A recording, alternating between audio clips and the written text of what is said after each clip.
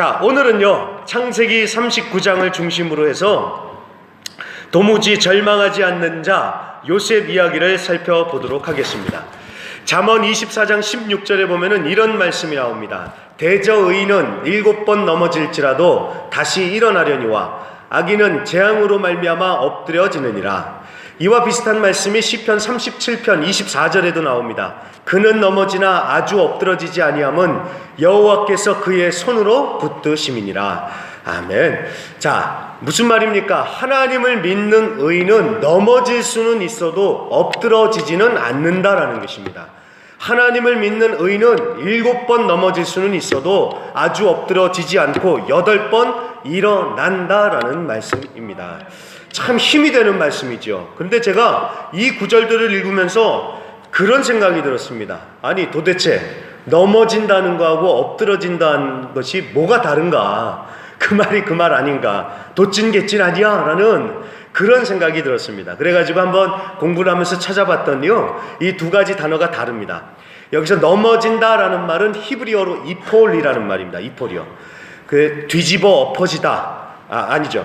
떨어지다, 내던져지다, 내동댕이 쳐다, 내동댕이 치다, 이런 뜻이 바로 넘어지다, 이폴이라는 말입니다.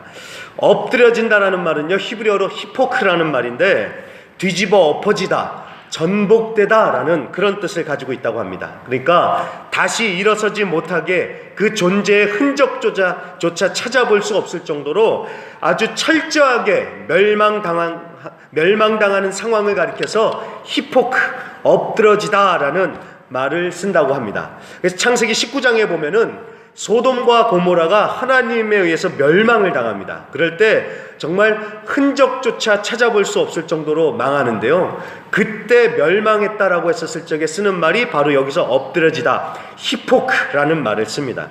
그러니 여러분, 이제 이 말씀이 좀 더 쉽게 이해가 되시죠? 의인은 넘어질 수 있어요. 떨어지고 내던져지고 내동댕이 쳐질 수 있고 그럴 수 있습니다. 그러나 망하지 않고 다시 일어난다라는 것입니다. 왜요?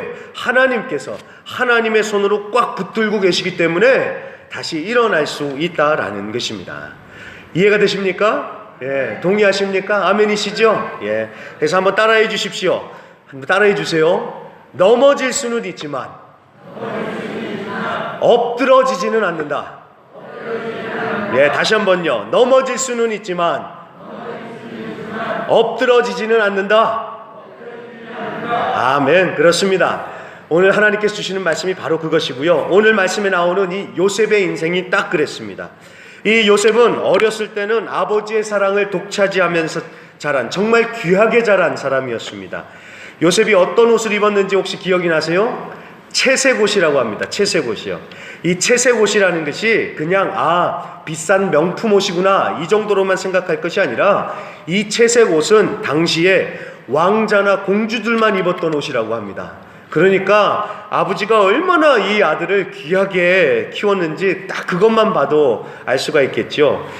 그런데 이렇게 귀하게 자랐던 도련님이 어떻게 됩니까? 그만 오늘 말씀에도 나와 있는 것처럼 형들에 의해서 노예로 팔리면서 하루아침에 저 높은 곳에서 바닥으로 추락하는 인생이 돼버리고 맙니다. 가족에게 배신당한 것도 정말 마음이 아프죠. 그런데 귀하게 자랐던 그 사람이 이제는 다 벌거벗겨져서 노예가 돼서 물건처럼 취급을 당하고 이제는 오도 가도 못하고 꼼짝없이 종노릇하게 됐다라는 것입니다. 자, 이거는 나중에 제가 창세기를 설교할 때 말씀드리겠지만 예수님의 모습이 보이죠. 그 높으신 예수님께서 이 땅에 오셔서 벌거벗겨지시고 우리 대신에 십자가를 지시는 참혹한 일을 겪으시죠. 요셉의 삶은 예수님의 삶을 예표합니다. 자, 아무튼 요셉이 그렇게 높은 자리에 있다가 이렇게 바닥을 치는 그런 인생이 됐다라는 것입니다. 그러니 요셉의 입장에서는요, 내 인생은 다 끝났다 라고 하면서 절망하고 포기할 만하지요. 옛날이요, 내가 그때는 그렇게 하면서 넋두리 하면서 페인처럼 그런 삶을 살만도 했다라는 것입니다. 그런데 정말로 놀라운 것은 성경 그 어디에도 절망에 빠진 요셉의 모습을 찾아볼 수가 없다는 사실입니다. 요셉이 나오는 창세기 37장부터 50장까지의 말씀을 쫙 보면은요, 항상 밝은 느낌입니다. 여러분, 명랑소년이라는 말 혹시 이해가 되세요? 네, 명랑소년이요? 아니면 외로워도 슬퍼도 나는 안 울어 캔디 얘기를 해야 될까요? 37장부터 50장까지 나오는 이 요셉의 모습은 바로 그 모습입니다. 비바람이 몰아쳐도 밝고 굳세고 씩씩한 요셉의 모습만이 나오고 있습니다. 도무지 절망하지 않더라는 것입니다. 요셉이 그런 사람이에요. 도대체 어떻게 그럴 수가 있었을까요? 오늘 본문을 통해서 정답이 나옵니다. 두 번을 반복해서 하나님께서 그 답을 알려주시는데요, 바로 2절과 3절에 똑같이 반복되는 말씀이 있습니다. 여호와께서 요셉과 함께 하심으로. 3절에도 마찬가지입니다. 그의 주인이 여호와께서 그와 함께 하심을 보며. 자, 하나님께서 함께 하시니까 절망하지 않고 오히려 절망을 뛰어넘어서 형통하더라는 것입니다. 여러분, 이 말씀을 통해서 우리가 분명히 알아야 될 사실이 두 가지가 있습니다. 첫째는 하나님이 함께 하신다고 해서 인생에서 고난이 싹 사라지는 것은 아니다라는 것입니다. 분명히 이해가 되시죠? 하나님이 함께 하시면 고생 끝, 행복 시작, 그것이 아니라 하나님이 함께 하셔도 우리의 인생 가운데 고난이 찾아올 수 있다는 것입니다. 그러나 둘째로, 하나님이 함께 하시면 어떤 상황에서든지 우리는 형통할 수 있다라는 것입니다. 이 말씀, 그것을 우리가 오늘 말씀을 통해서 반드시 알아야 됩니다. 왜냐하면 사단이 이것을 통해서 공격해 오거든요. 너 하나님 믿는다면서, 너 하나님이 함께 하신다면서 너 왜 이렇게 살아? 너 인생이 왜 이래? 라면서 자꾸만 우리의 마음을 넘어뜨리면서 자꾸 딴 데로만 믿음에서 벗어나게 하려고 만들거든요. 여러분, 반드시 기억해 주십시오. 하나님이 함께 하셔도 어렵고 힘든 일을 겪을 수 있습니다. 하지만 그런 상황 가운데서 하나님이 함께 하심으로써 형통하면서 이길 수 있다라는 것입니다. 요한복음 16장 33절에 보니까 이런 말씀을 하십니다. 이것을 너희에게 이르는 것은 너희로 내 안에서 평안을 누리게 하려 함이라. 세상에서는 너희가 환난을 당하나 담대하라, 내가 세상을 이겼노라. 아멘. 예수님은 문제를 없애주겠다 이렇게 말씀하지 않으십니다.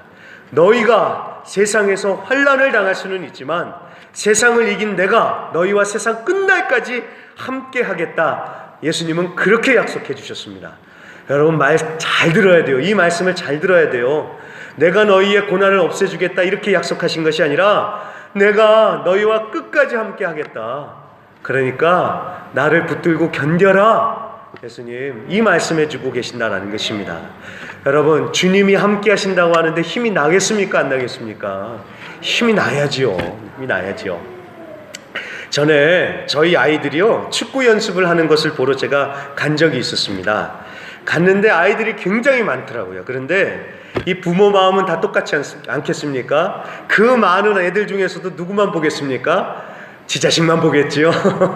저도 갔는데 아이고 저희 애들만 보이는 겁니다. 그래서 해 하면서 팔불출처럼 저희 애들만 보고 있는데, 그러다가 좀 다른 애들도 좀 보자 하면서 이제 좀 다른 애들도 보는데 한 아이가 눈에 들어왔습니다. 이 아이가 눈에 띈 이유는 다른 애들은 다들 열심히 뛰는데 그 아이는요, 조금 뛰다가 멈추고 공이 여기 있으면 저쪽에 가 있는 거예요. 그리고 여기 와 있으면 또 저쪽에 가 있고 그러면서 자꾸 겉돌아요. 그러다 보니까 계속 그 아이를 주시하게 됐는데, 근데 어느 순간 그 아이가 갑자기 경기에 열중을 하는 모습을 봤습니다. 허리를 낮추고 눈에 힘이 들어가고 막 표정이 달라지면서 아이가 적극적으로 하는 것을 발견하게 됐습니다. 왜 그런가? 무슨 일인가 했더니 이 아이 아빠가 거기 나타난 거예요. 그때까지는 아빠가 안 왔었는데 그 아이가 아빠가 딱 오셔서 잠자코 그 아이를 지켜보고 계시는 거예요. 그러니까 이 아이가 아빠가 지금 나를 보고 있다, 아빠가 지금 이것을 함께 한다라는 이것 때문에 막 힘이 나서 그렇게 열심히 하더라는 것입니다. 아빠가 무서워서가 아니라요, 아빠가 오니까 그게 너무 기쁘고 힘이 나는 겁니다. 여러분, 우리도 그렇게 이겨낼 수 있습니다. 하나님은 우리를 떠나지도 아니하시고 버리지도 아니하신다고 성경에 분명하게 말씀하십니다. 세상 끝날까지 우리와 함께 하시겠다고 성경은 분명하게 말씀하십니다. 우리가 그것을 느끼든지 못 느끼든지 주님은 우리와 늘 함께 하십니다. 그러면서 우리를 붙들고 계십니다. 그러면 그것 하나면 우리가 그 어떤 상황에서도 절망하지 않고 힘을 낼 수 있는 것 아니겠습니까? 하나님이 나와 함께 하신다. 나는 혼자가 아니다. 이거면 우리가 충분히 일어날 수 있는 힘이 되지 않겠습니까? 이어령 교수님이 이런 얘기를 한번 한 적이 있습니다. 이 세상에서 나는 혼자가 아니다 라는 확신을 가진 사람은 어떤 제왕보다도 권력이 있고 어떤 부자보다도 부자다. 나는 혼자가 아니다라는 이것이 확실한 사람은 그 어떤 사람보다도 강하다라는 것입니다. 여러분, 우리도 이 말씀대로 살 수 있지 않겠습니까? 하나님이 나와 함께 하신다. 나는 혼자가 아니다. 라는 이 말씀을 마음 가운데 품으면 우리가 힘을 내서 살 수 있지 않겠습니까? 여러분, 우리는 절대로 혼자가 아닙니다. 하나님께서 우리와 함께 하십니다. 우리 옆에 분에게 좀 이렇게 좀 꼭 말씀해 주세요. 집사님, 주님께서 집사님과 항상 함께 하십니다. 이렇게 한번 말씀해 주십시오. 집사님, 주님께서 집사님과 늘 함께 하십니다. 주님께서 늘 함께 하십니다. 우리 성도님들 꼭 힘을 내셔서 이기실 수 있는 우리 성도님들이 되시기를 주의 이름으로 간절히 부탁드립니다. 자, 그것이 이제 첫 번째고요. 절망하지 않는 첫 번째 이유고요. 그 다음에 요셉의 인생을 좀 전체적으로 보면서 이 요셉이 절망하지 않았던 이유가 무엇일까라는 것을 생각해 보다가 저는 세 가지 이유를 발견을 했습니다. 그래서 그 세 가지만 나누고 오늘 말씀을 마치도록 하겠습니다. 요셉이 도무지 절망하지 않을 수 있었던 이유, 첫 번째는요, 꿈을 꾸었기 때문입니다. 꿈이요, 꿈. 꿈을 꾸는 자는 절망 속에서도 포기하지 않는다라는 얘기를 들어보셨죠? 요셉은 꿈꾸는 자였습니다. 꿈을 꾸었기 때문에 그 어떤 상황 속에서도 절망하지 않고 포기하지 않았다라는 것입니다.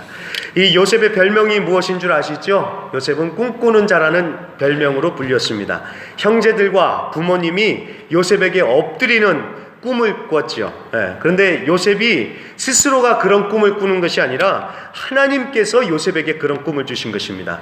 여러분 잘 보세요. 그런 설교들 많이 들어보셨을 거예요. 요셉처럼 큰 꿈을 가지라고. 근데 요셉의 꿈은 하나님께서 주신 것입니다.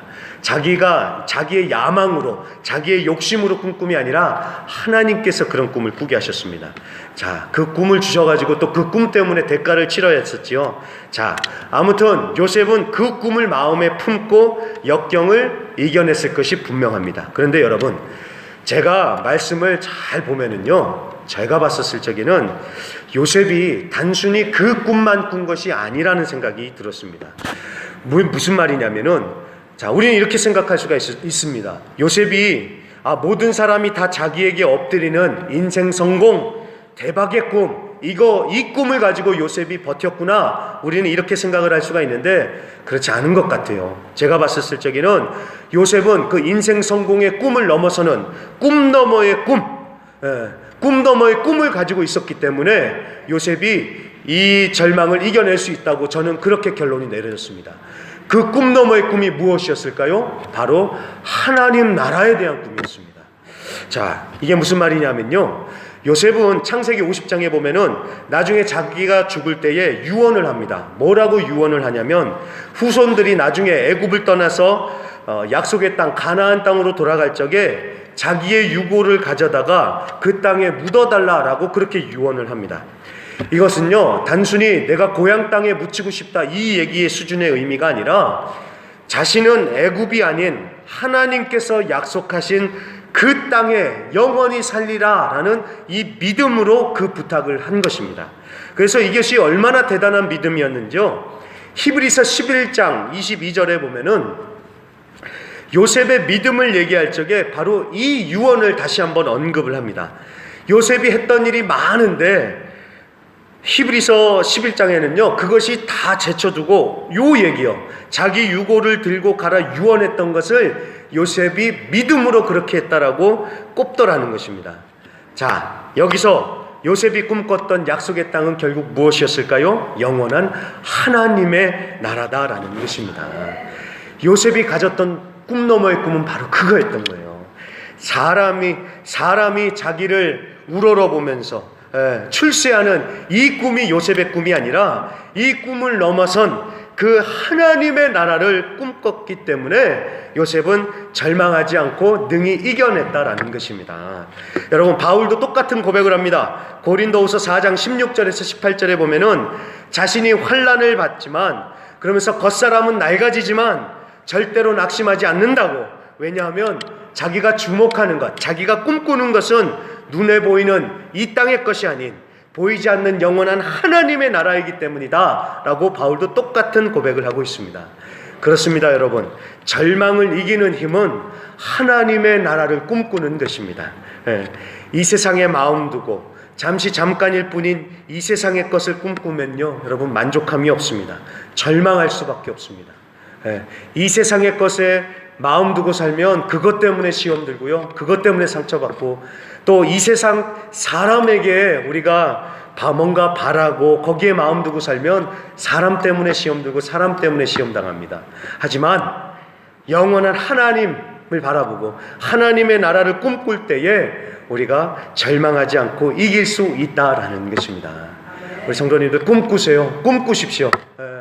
어린 애들만 꿈꾸는 것이 아닙니다. 우리 모두가 꿈을 꿔야 됩니다. 무슨 꿈이요? 하나님, 그리고 영원한 하나님의 나라를 꿈꿀 때에 우리가 이길 수 있다는 사실을 기억하시면서 꿈꾸실 수 있는 우리 성도님들이 되시기를 간절히 부탁드립니다. 그게 첫 번째고요. 두 번째가 있습니다. 두 번째는요, 용서입니다. 용서.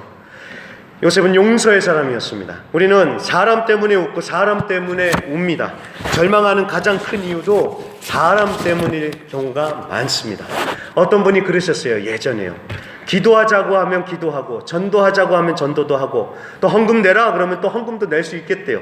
그런데 정말 견디기 힘든 것이 있다고 합니다. 그게 뭐냐? 억울한 일 당하는 거예요. 믿음이 아무리 좋아도 이 누군가한테 억울한 소리 들으면 밤에 잠이 안 온대요. 밤에 잠이요. 그래서 정말 그게 그런 것 같습니다. 오늘 말씀에 나오는 요셉이야말로 정말 억울한 사람이었습니다. 자기 인생을 망가뜨린 형들이 얼마나 미웠겠어요. 게다가 요셉은 또 억울한 누명도 씁니다. 누명 써서 감옥에도 갇히지 않습니까? 그 보디발의 부인이 그렇게 억울하게 누명을 씌우잖아요. 그러니 이 보디발의 부인이 얼마나 미웠겠습니까? 그렇죠? 그래서 요셉이 그런 생각을 할 수도 있었을 거예요. 내가 형들 때문에 이렇게 됐다고. 형들만 미워질까요? 아버지도 미워지죠. 그러면 이거 아버지 탓이라고. 아버지가 제대로 못해가지고 형들이 나를 이렇게 미워한다고. 아버지 탓할 수도 있고요. 또 보디발, 그리고 보디발의 부인 탓도 할 수 있겠죠. 내가 그 사람들 때문에 내가 이렇게 됐다고. 아이고 억울하다고. 자, 여러분, 이렇게 다른 사람 탓하고 마음의 상처를 아파하면서 주저앉아 있으면 여러분 잘 들어주십시오. 한 발자국도 그 인생은 앞으로 나갈 수 없습니다. 그런데 요셉은요, 그 사람들을 용서하고 마음에 아무런 쓴뿌리도 남기지 않더라는 것입니다. 이게 바로 절망하지 않는 비결입니다. 여러분, 정말 우리가 솔직하게 얘기해서요, 사람에 대한 그 마음이 얼마나 우리의 삶을 힘들게 하고 우리를 짓누릅니까? 막 끓어오르는 미움, 분노, 이게 가슴에 품고 살아야 되니까 얼마나 우리를 힘들게 합니까? 거기에 매달려서 이게 고통받으면서 사는 거예요, 이 사람이요. 그래서 밥 먹다가도, 죄송합니다, 제가 이런 표현을 쓰겠습니다. 밥 먹다가도 그놈이 갑자기 생각나가지고 밥도 먹기 싫어지고요. 자려고 누웠어요. 눈을 감는데도 갑자기 또 떠오르면서 잠이 안 오고 한숨 팍팍 내쉬지고요. 기도도 할 때도 마찬가지입니다. 주여 하면서 기도하는데도 그 얼굴이 딱 떠오르면서 기도가 팍팍 막히는 거예요. 제가 너무 잘 알죠? 어떻게 잘할까요? 저도 그러니까요. 제가 새벽마다 저희 십자가 밑에 꿇어 앉아서 엎드려서 여기서 기도하거든요. 새벽 기도 때마다. 한참을 기도해요. 그러면서 기도하고 방언으로도 기도하고 그러는데 갑자기 언젠가 정신을 바짝 차려요. 그러면서 내가 지금 뭐 하고 있지 하면요, 저를 속썩이는 우리 현진 목사님들 그분 생각을 계속하는 거예요. 이게 기도를 하는 게 아니라 그 문제를 계속 묵상을 하면서 혼자 그쪽에 빠져드는 거예요. 기도를 하는 게 아니죠. 제가 그래서 알아요. 사람에 대한 그 마음이 얼마나 힘든지 제가 압니다. 자, 이러면요, 우리가 그거에 딱 묶여 있는 겁니다. 묶여가지고 거기에 끌려다니는 겁니다. 이해가 되시겠죠? 예. 어떻게 해야지 이것을 벗어날 수가 있을까요? 답은 용서입니다. 용서밖에 답이 없습니다. 예, 용서해야지 내가 그 사람으로부터 자유로움을 느끼면서 절망에 벗어날 수 있는 것입니다. 오늘 장로님께서 어쩜 이렇게 말씀을 잘 뽑아주셨는지 모르겠습니다. 묵도 때 말씀해 주신 에베소서 4장 30절에서 32절 말씀, 32절에 그렇게 말씀하잖아요. 서로 인자하게 하며 불쌍히 여기며 서로 용서하기를 하나님이 그리스도 안에서 너희를 용서하심과 같이 하라. 아멘. 나 같은 죄인도 용서해 주신 예수님의 십자가의 은혜를 기억하면서 너도 용서하라는 것입니다. 예, 용서하라는 거예요. 그리고 성도님들, 제가 분명히 말씀드리지만요, 우리는 참 이기적이어서요, 내가 상처받은 거, 내가 억울한 것만 생각을 해요. 그렇죠? 근데 여러분 그거 아십니까? 나도 허물 많은, 실수가 많은 사람이라서 나의 작은 한마디, 나의 작은 행동 하나로 인해서 누군가가 상처받고 누군가가 억울한 일을 당한다는 사실 여러분 알고 계십니까? 그래요 여러분. 사람은 자기가 상처받은 것만 생각해요. 그런데 우리가 알게 모르게 또 다른 사람들에게 상처를 주더라는 것입니다. 이 부분이 정말 우리가 잘 생각해야 되는 부분입니다. 저는요 그런 일을 한번 겪었던 것 같아요. 여기가 아닙니다. 제가 딴 나라에 있었을 적에 예배가 끝나고 나면 이렇게 다 인사하잖아요. 그런데 어떤 분은 제가 이렇게 악수를 하면서 인사를 했고요. 어떤 분은 그냥 이렇게 또 멀리 계시니까 그냥 이렇게 인사를 했습니다. 그런데 그거에 또 상처를 받으시더라고요. 아니 저 사람은 왜 손잡고 악수하고 왜 나는 그냥 인사했냐고. 그럴 법하지요. 사람이 그런 거에 상처를 받더라고요. 그런데 저는 그런 걸 몰랐죠. 근데 받더라고요. 그렇습니다. 제가 이 얘기를 왜 드리냐면은 우리는 완벽한 사람이 없다라는 거예요. 나도 상처를 받지만 나도 누군가에게 상처를 줄 수 있다라는 이 생각을 반드시 하면서 우리가 서로 조심하고 또 다른 사람의 실수, 다른 사람이 좀 그랬을 적에 그러려니 하면서 좀 넘어갈 수 있는 넓은 마음을 갖자라는 것입니다. 요셉은 그렇습니다. 용서한 거예요. 그러려니 하면서 넘어감으로써 그 절망 가운데서 빠지지 않고 이겨낼 수 있었다라는 것입니다. 우리 성도님들도 용서하심으로써 정말 사람 때문에 시험 들지 마시고 오히려 이겨내실 수 있는 우리 성도님들이 되시기를 주의 이름으로 간절히 부탁드립니다. 마지막입니다. 마지막 세 번째는요, 요셉은 그냥 하루하루를 열심히 성실하게 살았다라는 것입니다. 자, 요셉은 하나님 도대체 나한테 왜 이러십니까? 라고 한 번도 원망하는 얘기가 안 나옵니다. 참 희한하지요. 그저 요셉은요 열심히 하루하루를 자기한테 맡겨진 일을 그냥 열심히 하면서 살았습니다. 그래서 노예로 있으면 노예로 열심히 살고요, 감옥에 갇혀 있으면 또 감옥에 갇혀서 또 열심히 삽니다. 얼마나 열심히 했는지 주인의 마음을 얻지요. 자, 어느 책에 보니까 이런 얘기가 나옵니다. 믿음의 시련이 올 때에 보통 우리의 반응은 어떻게 하면 이 상황을 벗어날 수 있을까이다. 그러나 그보다는 하나님이 이 상황을 통해서 내게 무엇을 가르쳐주고 계신가를 물어야 한다. 제가 이 책을 읽으면서요 참 많은 도움이 됐습니다. 맞다는 생각이 들었습니다.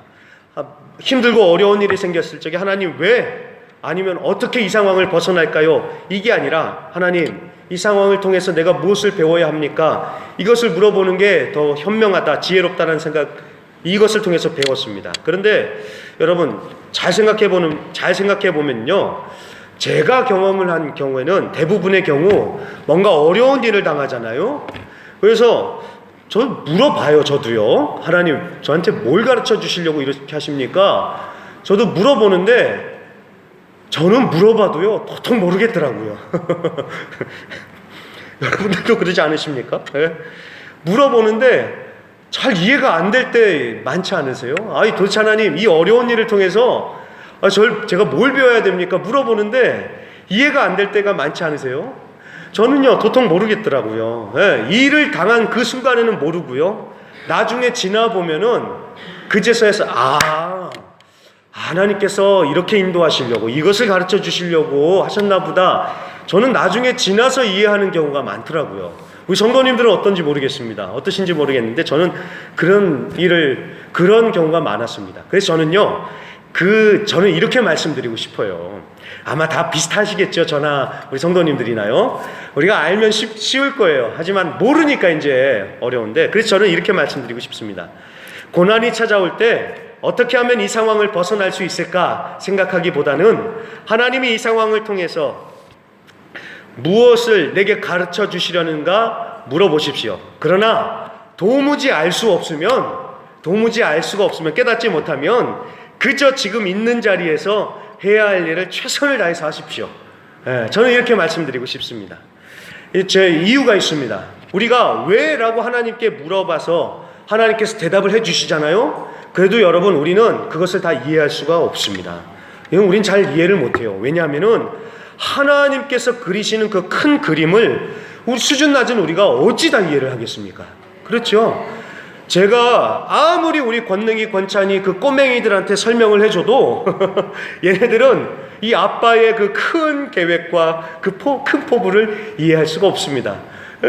어떻게 다 이해를 하겠습니까? 마찬가지입니다. 하나님께서 우리에게 아무리 설명을 해주셔도 우리는 수준이 낮기 때문에 다 이해를 할 수가 없습니다. 자, 그렇다고 해서 안 물어보지는 않겠지요. 그러나 물어보는데도 하나님께서 아무런 대답도 안 해주시고 도통 이해가 안 된다. 그러면 에라 모르겠다 하면서 두 손 두 발 들고 다 포기한 사람처럼 살 것이 아니라 오늘 내가 해야 할 일, 하나님께서 내게 맡기신 사명이다 라고 믿고 열심히 성실하게 살자라는 것입니다. 요셉의 삶에서 발견하는 모습이 바로 그것입니다. 요셉이 바닥까지 떨어지는 상황이 됐죠. 하나님께서 왜 그렇게 하셨는지 요셉도 몰랐던 것 같아요. 그저 요셉은 하나님을 신뢰하면서 자기가 서 있는 곳에서 자기에게 맡겨진 일을 열심히 해나갔습니다. 그러다 보니까 일이 하나씩 풀려지면서 요셉이 상상조차 하지 못했던 인생을 살게 되더라는 것입니다. 이해가 되시겠죠? 하나님이 도대체 나한테 왜 이런 고난을 주시는지 모르겠다. 그러면 이해가 안 되면 그냥 하나님이 내게 맡겨주신 일 열심히 하면서 살면 되는 거예요. 그러다 보면은 이해될 때가 오는 것이고, 그러다 보면은 삶의 문이 열려질 때가, 풀려지는 때가 반드시 온다라는 것입니다. 근데 여러분, 그거 아십니까? 자신의 맡겨진 일상에 충실한 것, 충실히 사는 것, 이게 바로 여러분 예배다라는 사실을 아십니까? 예배는요, 이렇게 모여서 함께 드리는 예배가 있는가 하면은 교회 밖에서 우리의 삶에서 드리는 삶의 예배가 있습니다. 삶에서 하나님을 예배하는 마음으로 모든 일을 감당할 때 그것이 하나님께 영광이 되고 예배가 되는 것입니다. 학생이 학교에 가서 하나님의 영광을 위해서 공부할 때 그것이 바로 예배가 되는 것이고요. 또 우리 또 일터에 가서 내가 하나님의 영광을 위해서 일을 한다면 그것이 바로 하나님을 위한 예배가 되는 것입니다. 오늘날 기독교가 다시 한번 정신 차려서 깨어서 잘 알아야 되는 부분이 이것이죠. 이렇게 모여서 드리는 예배는 정말 뜨겁게 잘 드리는데 삶의 예배가 이 예배만큼 뜨겁지가 않죠. 이 두 개가 다 균형이 맞아져야 되는데 하나만 되다 보니까 이것이 무너지죠. 자, 삶에 이렇게 함께 모여서 드리는 공예배가 있고요, 삶의 예배, 이 두 가지가 다 가야 되는데 삶의 예배, 이 너무 중요하다는 것입니다. 요셉은 그런 의미에서 봤었을 적에 온전한 진정한 예배자였다라는 것입니다. 내 인생 끝났다라고 그렇게 생각한 것이 아니라 바로 여기가 하나님께서 나를 보내신 곳이라고 믿고 내 사명이 여기 있다라고 믿고 열심히 일상을 살면서 주님을 위해서 맡겨진 일을 충실히 감당하는 삶의 예배를 드리는 예배자의 삶을 살았다라는 것입니다. 그래서 여러분, 결론은 그거예요. 어떻게 해야지 도무지 절망하지 않는 사람이 될 수 있습니까? 예배하는 사람이 도무지 절망하지 않는 사람이 되는 것입니다. 이렇게 공예배로 모여서 하나님을 예배하면서 천상의 은혜를 체험하고 밖으로 나가서 삶의 예배를 드릴 때 절망하지 않고 이겨낼 수 있는 것입니다. 제가요, 한옥 목사님의 이야기만 말씀을 드리고 마치도록 하겠습니다. 이분의 후배의 이야기인데요, 이 명문대를 졸업하고 미국 유학까지 다녀온 한 후배가 이 목사님을 찾아와서 막 울분을 토하면서 하소연을 하더래요. 자기가 꿈을 안고 대기업에 입사를 했는데 자기보다 겨우 몇 년 먼저 들어온 선배들이 감히 자기한테 서류를 복사해와라, 커피를 타와라, 이렇게 심부름을 시키는데 그게 막 너무 힘들더래요. 그래가지고 와서 하소연을 하는데 그때 이 목사님이 이렇게 조언을 했다고 합니다. 자, 하나님께 예배하는 마음으로 서류 복사해줘라. 그것도 주제별로 깨끗하게 정리해서 갖다 줘라. 그리고 커피도 주님께 타드린다 생각하고 해라. 대충 하지 말고 어떻게 하면 커피 맛이 좋을지 인터넷에서 찾고 연구해서 예쁜 찻잔에 담아서 갖다 줘라. 웃으면서 열정적으로 해라. 너무 평범해서 시시해 보이는 일을 기쁘고 탁월하게 해치울 수 있는 사람은 세상에 많지 않다. 내가 장담하건대 그렇게 하면 너는 그 회사에서 반드시 인정받게 될 것이다. 이렇게 조언을 해주셨다고 합니다. 그렇습니다, 여러분. 아무리 작은 일이라도 주를 위해서 주님을 예배하는 마음으로 할 수 있는 사람, 이런 사람 하나님께서 길을 열어주시겠습니까? 안 열어주시겠습니까? 열어주시겠지요. 우리 성도님들, 이곳에서 오늘 예배 잘 들으셨습니다. 이제 나가셔서요, 어디 있든지 간에 그곳에서 하나님을 예배하는 마음으로 일을 감당하시면서 삶의 예배로 하나님께 영광 올려드리실 수 있는 우리 성도님들이 되시기를 간절히 부탁드립니다. 그래서 말씀을 정리합니다. 하나님이 함께 하셔도 힘든 상황에 처할 수 있습니다. 하지만 하나님이 함께 하시기 때문에 능히 이겨낼 수 있습니다. 또한 눈에 보이는 이 땅이 눈에 보이는 이 땅이 아닌 보이지 않는 하나님의 나라를 꿈꾸실 수 있기를 바라고, 또한 사람 때문에 힘든 것 그러려니 또한 용서하는 마음으로서 마음을 지키실 수 있는 우리 성도님들이 되시길 바라고요. 또 하나님을 예배하는 삶으로 절망을 이기시고 견디고 승리하시는 우리 귀한 성도님들이 되시기를 주님의 이름으로 간절히 부탁드립니다. 힘내십시오. 우리 잠깐 반주